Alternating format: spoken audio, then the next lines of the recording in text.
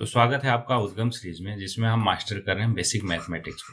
Total 5 topic के through हमने divide किया पूरे सिलेबस को, जिसमें 4 टॉपिक ऑलरेडी अपन ने कवर कर चुके हैं। क्या क्या नाम है उनका? अरिथमेटिक, अलजेब्रा, ज्योमेट्री और मेंसुरेशन। आज का टॉपिक होने वाला है 5वां, जो उसका नाम है डेटा हैंडलिंग। तो चलिए स्टार्ट करते हैं, बाकी बातें लास्ट में करेंगे। ओके। सो इन्फॉर्मेशन जो है कलेक्ट हम किसी भी वे में कर सकते हैं, उन सबको डेटा बोलते हैं। फॉर एग्जाम्पल, जैसे कि runs made by a batsman in the last 10 test matches, है ना। आपका स्कोर अपने लास्ट के 10 कोई भी टेस्ट दिया होगा अपने, तो मान लेते हैं कि 100 मार्क्स का है, तो किसी में 99 आए होंगे आपके। बहुत ज़्यादा बोल दिया? अच्छा चलो कम कर देता हूँ। किसी में आपके 69 आए होंगे, चलो ठीक है। किसी में 81 आए होंगे, किसी में 75, ऐसे करके ये पूरा का पूरा क्या हो गया? एक डेटा हो गया। ओके। इसी तरीके से आप कोई भी डेटा हो सकता है। मान लो आप अपने बर्थडे में दोस्तों को बुला रहे हो, उन सब के नाम का कलेक्शन क्या हो गया? एक डेटा हो गया, है ना। तो इस तरीके से ये सारे के सारे इन्फॉर्मेशन जो आप कलेक्ट करते हो, उसको हम क्या कहते हैं? डेटा बोलते हैं। अब इस डेटा को आपको प्रेजेंट करना हुआ, है ना। तो उस डेटा को प्रेजेंट करने का ग्राफिकल तरीका जो होता है, वो होता है डेटा हैंडलिंग। आज वही हम पढ़ेंगे, ठीक है। तो कई टाइप से हम प्रेजेंट कर सकते हैं, कैसे? वन बाई वन समझते जाते हैं। पहला है पिक्टोग्राफ की हेल्प से। फॉर एग्जाम्पल, आप मान लो कि नंबर ऑफ कार कितने बिके मंथ वाइज, वो आप बताना चाहते हो, ठीक है। मतलब कि आप एक शोरूम के ओनर हो जिसमें बहुत सारी कार्स हैं जिसको आपको बेचना है, तो आपने उनको पिक्टोग्राफ की हेल्प से प्रेजेंट करने की कोशिश की। जुलाई में हमने 250 कार बेची, अगस्त में 300, सितंबर में कितना बेचा वो निकाल सकते हैं। कैसे? समझो, एक कार का सिंबल प्रेजेंट करता है 100 कार। आधा कार का सिंबल क्या प्रेजेंट करता है? आधा, मतलब 100 का आधा, तो 50 का। तो इसलिए देखो 100 प्लस 100 प्लस 50 कितना हो गया? 250। यहाँ पे देखो 100 प्लस 100 प्लस 100 300। यहाँ पे देखो 100 प्लस 100 प्लस 100 प्लस 100, टोटल कितना आ गया? 400। तो सितंबर के महीने में आपने कितनी कारें बेची? 400 कारें। तो पिक्टोग्राफ इस तरीके से, है ना, वर्क करता है। आई होप कि पिक्टोग्राफ में आपको प्रेजेंट करना आ गया होगा। चलो एक सिंपल सा एग्जाम्पल और लेते हैं कि यहाँ पे कार की जगह मान लो बाइक हो गया, ठीक है। और एक बाइक एक बाइक का सिंबल रिप्रेजेंट करता है, मान लो कितने? 50, ठीक है। तो 5.5 बाइक कितना रिप्रेजेंट करेगा? कितनी बाइक बेच दिया आपने, बताना है आपको। अभी छोटे छोटे क्वेश्चन के, how many car were produce in the month of July, है ना। जुलाई में आप देख रहे हो 250। In which month were maximum number of car produce, आपको पता है कि सितंबर में सबसे ज्यादा कितना? 400 प्रोड्यूस की गई। ये हो गया पिक्टोग्राफ। आई होप कि क्लियर हो आप। नेक्स्ट है हमारा बार ग्राफ। बार ग्राफ क्या होता है समझते हैं। A display of information using bars of uniform width. ध्यान रहे, यूनिफॉर्म मतलब कांस्टेंट, मतलब इक्वल विड्थ का हो। क्या डिफरेंट विड्थ का भी होता है? बिल्कुल होता है, लेकिन यहाँ पे हम नहीं पढ़ेंगे उसको, आगे आने वाले लेक्चर्स में देखेंगे। आगे आने वाले मतलब कि नेक्स्ट सीरीज में कोई। Their heights being proportional to the respective value, ठीक। कैसे समझते हैं। मान लो इधर एक number of student in class 8, ठीक है। और ये है कि कोई स्कूल के एकेडमिक ईयर्स कि 2003 और 4 में कितने थे? टोटल 100 थे, ठीक है। 2004-5 में वही टोटल नंबर ऑफ स्टूडेंट कितने हो गए? क्लास 8 में 200 हो गए। 2005-6 में कितने हो गए? ये देखो 250 हो गए। इस तरीके से ये पूरा का पूरा क्या है? प्रेजेंटेशन है बार ग्राफ का, number of student in different years में, ठीक। अब यहाँ पे कुछ क्वेश्चन है, उसको भी हम देख लेते हैं। What is the sorry what is the information given by the bar graph. Bar graph में ये बता रहा है कि नंबर ऑफ स्टूडेंट क्लास 8 में कैसे डिफरेंट एकेडमिक्स ईयर में थे, ठीक। ये हो गया इंफॉर्मेशन। दूसरा, in which year is the increase in the number of student maximum. तो आप ये देख सकते हो कि यहाँ पे 100 था, लेकिन यहाँ पे क्या हो गया? 200। तो कितना इंक्रीज हुआ? 100 इंक्रीज हुआ। लेकिन हर जगह कितना बाकी हो रहा? 50-50 इंक्रीज हो रहा। तो इसलिए 2004-5 में सबसे ज्यादा इंक्रीज हुआ। In which year is the number of student maximum. Number of student maximum दिख रहा हमें 2007-8 में कितने? 350। अगला, स्टेट वेदर ट्रू और फॉल्स। बाकी ये सब देख सकते हो आप इजिली, बहुत ही आसानी से, ठीक है। तीसरा है हमारा डबल बार ग्राफ। देखो, अब एक साथ अगर दो इंफॉर्मेशन को प्रेजेंट करना हो तो वहां पे हम डबल बार ग्राफ यूज करते हैं। फॉर एग्जाम्पल, यहाँ पे देखो ध्यान से कि अगर दो ईयर को कंपेयर करना हो, जैसे 2005, 2006, 7, 2005, 6 और 2006, 7, तो marks obtain bye a student कब? मैथ्स में उसको मिला था 30 नंबर। कब? ये वाला कलर कौन सा रिप्रेजेंट कर रहा है? 2005-6 में। 2005-6 में 30 नंबर मिला था, लेकिन अगले एकेडमिक ईयर में उसको कितना मिल गया? 60 नंबर, है ना। सेम वे में सोशल साइंस में देखा जाए तो 5-6 में उसका कितना नंबर था, 50। लेकिन अगले वाले में कितना हो गया, ये हो गया 55। ठीक, 55 और 50। इसी तरीके से बाकी को आप कंपेयर कर सकते हो। अगर क्वेश्चन की बात करें तो पहला बोल रहा है कि what is the information given by the double bar graph. Double bar graph ये बता रहा कि डिफरेंट एकेडमिक ईयर में different subject like math, science, social science, इन सब में मार्क्स कितने ऑब्टेन किए स्टूडेंट ने। ठीक, दूसरा है कि in which subject has the performance improve the most. सबसे ज्यादा इंप्रूवमेंट किस में आई, तो देखो मैथ्स में पहले उसके 30 नंबर थे, अभी कितने हो गए, 60 नंबर। तो इसी में सबसे ज्यादा इंप्रूवमेंट है, मतलब जितना गैप होगा उतना ज्यादा इंप्रूवमेंट। यहाँ पे देखो उल्टा हो गया है ना, पहले ज्यादा नंबर थे अभी कम हो गए, राइट, और इसमें तो इक्वल ही है। अगला, in which subject has the performance deteriorated, मतलब कि घटा। तो ये मैंने बताया इंग्लिश में उसका परफॉर्मेंस घटा। In which subject is the performance 8 पार, है ना, मतलब सेम रहा। तो ये हिंदी में देखो सेम रहा, पहले जो था उतना ही अभी भी है। तो इन सब तरीके से आप कर सकते हो। एक ट्राई दिस इन सब क्वेश्चन को। बोला draw an appropriate graph to represent the given data. अब देखो मंथ है, नंबर ऑफ वॉचेस सोल्ड, जुलाई, अगस्त, सितंबर, अक्टूबर, नवंबर, दिसंबर। तो इसको आप चाहो तो पिक्टोग्राफ से कर सकते हो। कैसे, एक वॉच मान लो, एक वॉच रिप्रेजेंट करता है, मान लेते हैं इस इन सब का कॉमन क्या है, 300 ले लेते हैं, नहीं 300 नहीं, एक काम करते हैं 500 ले लेते हैं। एक वॉच रिप्रेजेंट करता है 500 वॉचेस को, ठीक है, मतलब एक वॉच का सिंबल रिप्रेजेंट करता है 500 वॉचेस को। तो यहाँ पे लिख लो क्या, ये जुलाई हो गया, ये अगस्त हो गया, सितंबर, अक्टूबर, और आगे बढ़ते हैं, ये नवंबर और दिसंबर। ठीक, ओके। अब ध्यान से समझिएगा, क्या समझना है कि जुलाई में कितने वॉचेस बिकी। यहाँ पे देखो जुलाई में बिकी 1000 वॉचेस, 501 है वॉच, तो यहाँ पे कितने सिंबल बनाएंगे, 2 वॉच। क्यों, क्योंकि 501 वॉच है तो 1000 वॉच कितना हो जाएगा, 2 वॉच। इसी तरीके से अगस्त में 1500, मतलब 3 वॉच बना दीजिए, 1 वॉच, 2 वॉच और 3 वॉच। फिर अगस्त हो गया, सितंबर में भी, सॉरी, जुलाई में 2 वॉच बनाना था ना, हाँ, और अगस्त में 3 वॉच बनाना था क्योंकि 1500 है, सितंबर में भी 1500, अक्टूबर में 2000, मतलब 4 वॉच बनानी है, तो 4 वॉच बना दीजिए आसानी से। मतलब एकदम आसान क्वेश्चन है। 2500 मतलब 5 वॉच, 1500 मतलब 3 वॉच, ऐसे करके आप बना सकते हो। अगला, children who prefer walking, cycling, school A, school B, school C. इसको आप क्या चाहो तो डबल बार ग्राफ से बना सकते हो, बता सकते हो। तीसरा, ये भी बोला कि from champion trophy to world cup और लास्ट 10 वनडे में परसेंटेज भी। तो इसको भी आप चाहो तो डबल बार ग्राफ से दोनों को कंपेयर करते हुए बना सकते हो, राइट। तो ये हो गया। अगला कॉन्सेप्ट हम पढ़ेंगे सर्कल या ग्राफ या फिर पाई चार्ट का। देखो सर्कल है ना, आपको पता है कि पूरा का पूरा सर्कल कितने डिग्री का होता है, 360 का। तो इसको 2 पार्ट में हम डिवाइड कर सकते हैं। या तो परसेंटेज में देखा जाए तो 100% हो जाएगा पूरा सर्कल, अगर डिग्री में देखा जाए तो 360 डिग्री हो जाएगा। अब इसमें कैसे हम डेटा को प्रेजेंट करते हैं वो मैं समझाता हूँ, उससे पहले आप समझो, एक सर्कल ग्राफ को पाई चार्ट ही भी बोलते हैं। अब पाई चार्ट कैसे ड्रॉ करते हैं वो ध्यान से समझिएगा। Drawing pie chart. अब अगर परसेंटेज में हमें दिया है, क्या चॉकलेट, मान लो कि कोई बच्चा है 50% फ्लेवर उसको चॉकलेट पसंद है, वनीला 25%, अदर फ्लेवर 25%। तो इसको अगर हमें प्रेजेंट करना हुआ तो सिंपली हम क्या करेंगे, 50% का मतलब क्या हुआ, आधा सर्कल, है ना।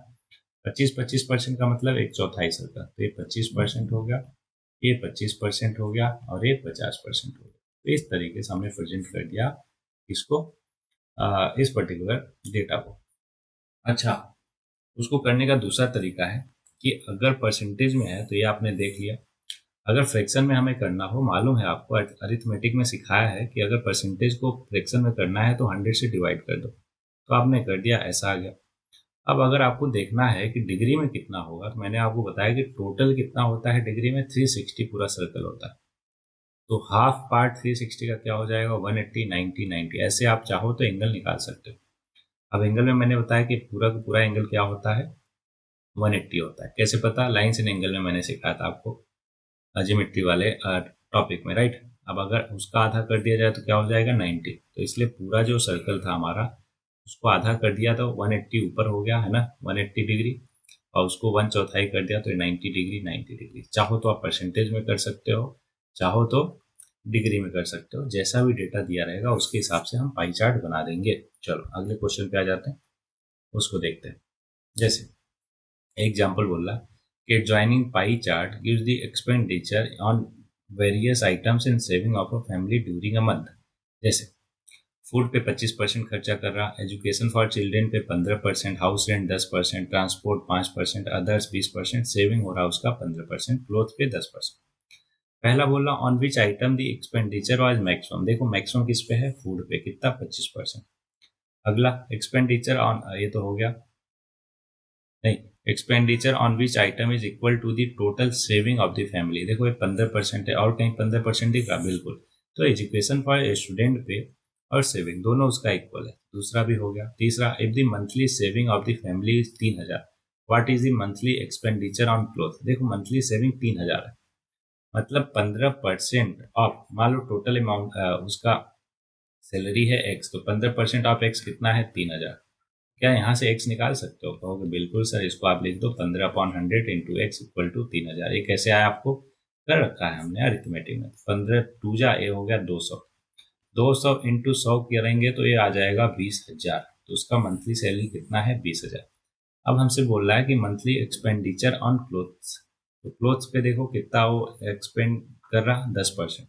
तो 10% ऑफ 2,000 निकाल लो, सॉरी 20,000 निकाल लो, तो आंसर कितना आ जाएगा, 2,000 आ जाएगा। कैसे किया, 10/100 इंटू 20,000। तो यहाँ पे देखो एक जीरो एक जीरो एक जीरो एक जीरो, तो बचा कितना, 2,000। तो 2,000 रुपए वो स्पेंड करता है किस पे, क्लोथ्स पे। ओके, अच्छा, तीनों पार्ट कर लिया हमने, वेरी गुड। आगे बढ़ते हैं। इस तरीके से बाकी भी क्वेश्चन आप इजीली कर सकते हो। अब एक काम करते हैं अपन, आ जाते हैं एक्सरसाइज पे। बोला survey was made to find the type of music that a certain group of young people like in a city. A joining pie chart show the finding of the survey. From this pie chart, answer the following. If 20 people like classical music, how many young people were surveyed? देखो पहले classical देख लो कितने हैं, 10% है, तो 10% of, मान लो total सर्वेट किए गए पीपल एक्स है, तो 10% ऑफ एक्स कितना है, 20। अब यहाँ से एक्स की वैल्यू निकाल लो। आप कैसे निकालोगे, 10/100 इंटू एक्स इक्वल टू 20। देखो जीरो से जीरो गया, नीचे 10 है, उधर जाएगा तो 20 इंटू 10 करोगे 200। मतलब टोटल कितने लोगों को सर्वे किया गया था, 200 लोगों को। दूसरा पार्ट बोला which type of music is like by the maximum number of people. तो देखो लाइट म्यूजिक जो है 40% लोग पसंद करते हैं, तो 40% 200 का निकालोगे तो आ जाएगा 80 लोग। तो 80 लोग जो है सबसे ज्यादा लाइट म्यूजिक पसंद करते हैं। If a cassette company were to make 1,000 CDs, how many of each type would they make. तो हमें पता है कि फॉग कितना, 30%। तो 1000 का 30% कितना हो गया, ये 300 हो गया, और ये 400 हो गया, और ये 200 हो गया, और ये 100 हो गया। क्यों, क्योंकि टोटल 1000 है ना। तो इस तक का आंसर इस तरीके का हो गया। तो बाकी इसमें टोटल क्वेश्चन है 5। चलो 2 मैं आप बता देता हूँ, 3 आप कर लेना। और कौन सा डिफिकल्ट लग रहा, और लग रहा है चौथा डिफिकल्ट लग रहा, क्योंकि लेंथी भी क्वेश्चन लग रहा, तो चौथा मैं बता देता हूँ। बोला the adjoining pie chart gives the marks score in an examination by a student in Hindi, English, Mathematics, Social Science and Science. If the total marks obtained by the student were 540, ध्यान रहे कि 540 जो है total marks है। Answer the following statement. In which subject did the student score 105 marks? अब ध्यान से समझो, ये है टोटल 540 मार्क्स, तो सबका मार्क्स आप निकाल सकते हो। कैसे निकाल सकते हो, समझो। अगर हम मैथ्स का देखा जाए तो मैथ्स का क्या है, डिग्री 90 है, तो 90 और टोटल डिग्री कितना होता है सर्कल का, 360 इंटू टोटल मार्क कितना है, 540। तो ऐसे चाहें तो हम निकाल सकते हैं, बाई 4 से डिवाइड किया तो आ जाएगा 4, 4 3 12, 520, 135 मार्क्स, 135 आ जाएगा मैथ्स में। सेम वे में इंग्लिश में कैसे निकालेंगे, कहोगे sir 55 degree divided by 360 into 540, है ना। और 70 हिंदी में कैसे निकालेंगे, 70/360 इंटू 540। तो इसको देखो सिंप्लीफाई किया तो ये हो गया 2 और ये 3, और ये हो गया 35 इंटू 3, तो ये आ जाएगा 105। तो 70 डिग्री, मतलब हिंदी में उसने किया 105 नंबर। ओके, कैसे मालूम चला, आई होप कि आपको क्लियर हो गया होगा। दूसरा, how many more marks were obtained by the student in mathematics than Hindi. देखो मैथ्स में अभी निकाला 135 मार्क्स और हिंदी में निकाला 105 मार्क्स, तो दोनों में डिफरेंस कितने का है, 30 नंबर का। तो 30 इसका आंसर हो गया। तीसरा, examine whether the sum of the marks obtain in social science and mathematics is more than that in science and Hindi. तो maths, sorry, sum of the marks obtain in social science and math, तो social science और math देखो, पहले degree देख लो, 90 और 65 कितना हो गया, 9 से 15, 155 डिग्री हो गया। और is more than that in science and Hindi, science देखो कितना, साइंस है 80 और हिंदी कितना है 70, तो 80 प्लस 70 करोगे आ जाएगा 150। तो ऑब्वियस है क्या है कि सोशल साइंस और मैथमेटिक्स मिला के 155 डिग्री हो रहा, और उन दोनों को मिला के 150 डिग्री हो रहा, दैट्स वाई ज़्यादा है। कितना ज़्यादा है, 5 डिग्री, ध्यान है 5 डिग्री ज़्यादा है। नंबर निकालने के लिए कितने मार्क्स हैं, डिवाइड बाई 360 इंटू 540 करना ही पड़ेगा। तो कर देते हैं अभी, ये हो गया 2 और ये हो गया 3, 15/2 कितना आ गया 7.5, मतलब 7.5 नंबर ज़्यादा आए सोशल साइंस एंड मैथमेटिक्स में as compared to science and Hindi. Okay, तो आई होप कि 2 क्वेश्चन मैंने इतना अच्छे से बता दिया, तो बाकी क्वेश्चन आप कर लोगे, कर लेना, कहीं पे दिक्कत हुआ तो अपन डिस्कस कर लेंगे, डोंट वरी। तो चांसेस ऑफ प्रोबेबिलिटी देखो, एकदम सिंपल सा टॉपिक है। प्रोबेबिलिटी क्या होता है, चांसेस, है ना। तो मान लो एक बार क्या हुआ कि आपने ऑब्जर्व किया, कोई आपका दोस्त है ना, तो दोस्त जब रेड शर्ट पहन के आता है तो मस्त मूड में रहता है। कैसा, मस्त मूड में रहता है। आपने 10 बार ऑब्जर्व किया उसको, 10 बार में से 9 बार वो मस्त मूड में रहता है और 1 बार खराब मूड में रहता है।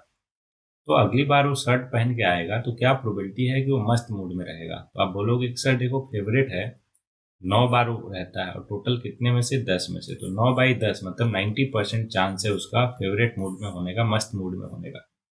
तो हमने क्या किया, हमारे पास जो डेटा था उसके बेसिस पे हमने चांस लिया, है ना, या फिर उसके बेसिस पे हमने प्रोबेबिलिटी निकाला। क्या, कैसे, कि टोटल फेवरेबल टाइम कितना आया और टोटल टाइम कितना हुआ, तो फेवरेबल अपॉन टोटल को ही हम प्रोबेबिलिटी, है ना, या फिर चांस बोलते हैं, राइट।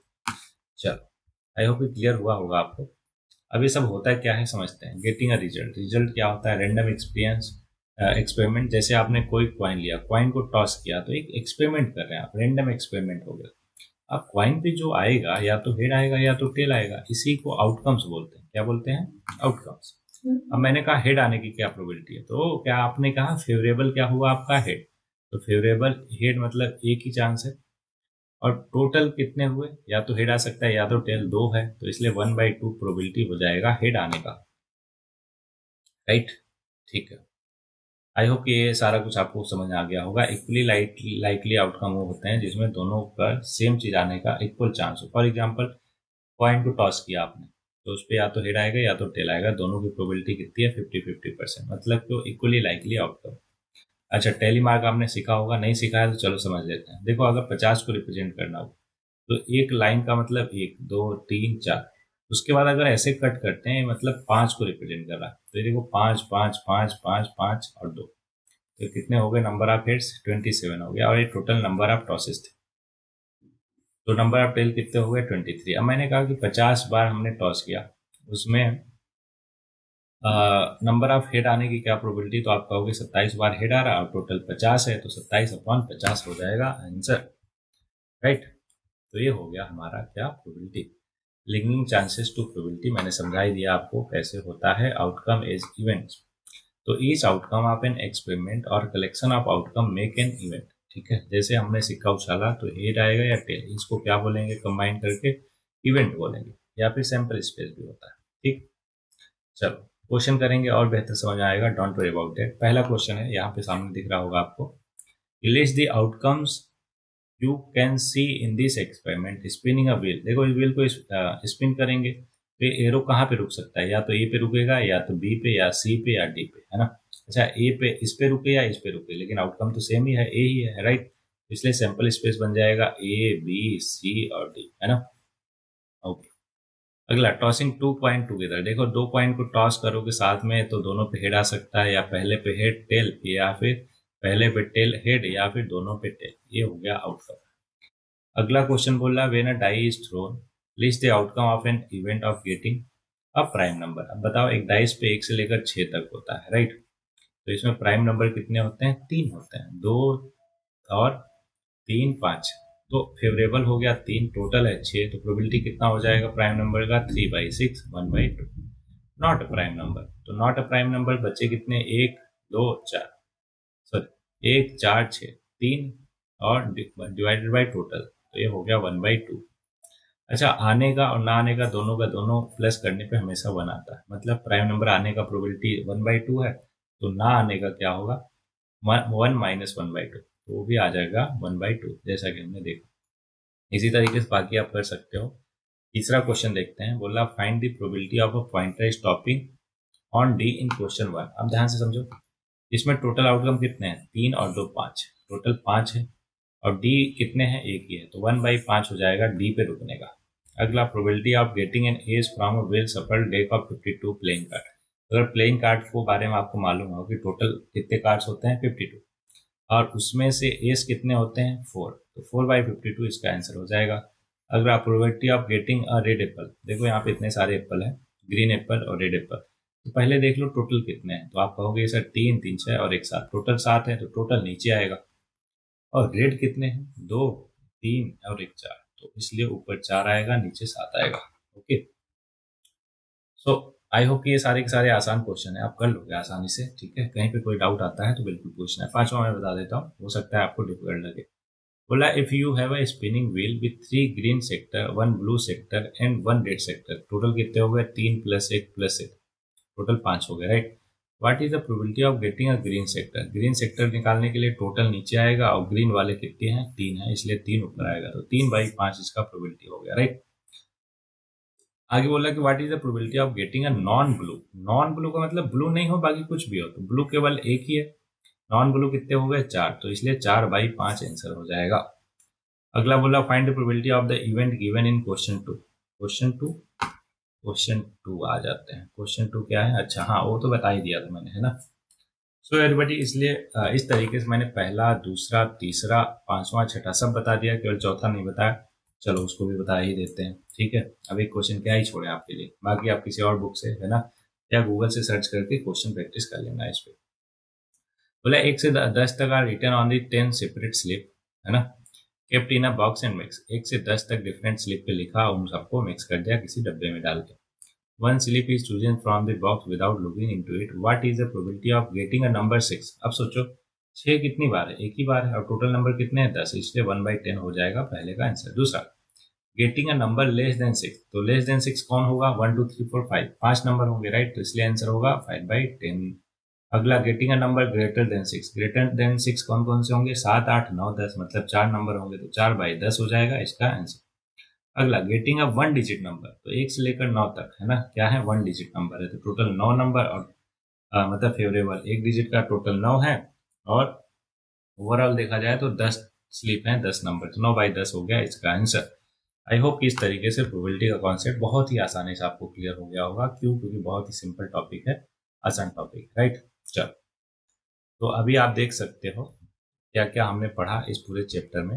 हमने पढ़ा कि मीनिंगफुल इंटरफेरेंस कैसे निकाल सकते हैं डेटा से, उनको अरेंज करना होता है कैसे, पिक्टोग्राफ पे करो, बार ग्राफ, डबल बार ग्राफ, या पाई चार्ट में करो, है ना, सर्कल ग्राफ या पाई चार्ट। उसके बाद प्रोबेबिलिटी का कॉन्सेप्ट देखा, random experiment, equally likely experiment क्या होते हैं, प्रोबेबिलिटी ऑफ एन इवेंट क्या होता है, ये सारा कुछ, राइट। तो आई होप कि ये पर्टिकुलर जो चैप्टर है जिसका नाम है डेटा हैंडलिंग, आपको बहुत ही अच्छे से क्लियर हो। तो देखो, सिंपल सा आसान सा टॉपिक है, इसलिए एक ही लेक्चर में हो गया, लेकिन जरूरी यह है कि क्लैरिटी, कि आपको क्लियर हो एक एक चीज। अगर कहीं पे कोई भी डाउट होता है तो आपको पूछना है, डिस्कस करना है, और उस पर बेस्ड क्वेश्चन प्रैक्टिस करने हैं। इस पर्टिकुलर एक्सरसाइज के तो एकदम पूरे कर ही डालने हैं। अच्छा, ये है क्लास 8 की बुक है ना, जिसका नाम है डेटा हैंडलिंग। मैथ्स में डेटा हैंडलिंग एक चैप्टर है, उसमें पूरे के पूरे क्वेश्चन आप अच्छे से कर सकते हो। तो ये रहा हमारा पूरा का पूरा बेसिक मैथ्स का। आई होप कि बेसिक में अब आपको कहीं कभी भी कोई भी प्रॉब्लम नहीं होगा। ठीक है, अब आपका लेवल एक बन गया सर्टेन। ठीक है, एक स्टैंडर्ड आपने इस पूरे सीरीज को करने के बाद बना लिया। अब एक स्टैंडर्ड से, इस स्टैंडर्ड से ऊपर ही जाना है आपको, राइट, इसके नीचे नहीं आना। इसलिए इनफ प्रैक्टिस करो हर एक टॉपिक पे, हर एक चैप्टर पे, और कोई स्पेसिफिक प्रॉब्लम होती है तो लेट मी नो। ओके, चलो, तो इतना ही करते हैं। अच्छे से आप पढ़ते रहिए, बढ़ते रहिए, है ना। मिलते हैं किसी नए सीरीज में, किसी नए लेक्चर में। Till then enjoy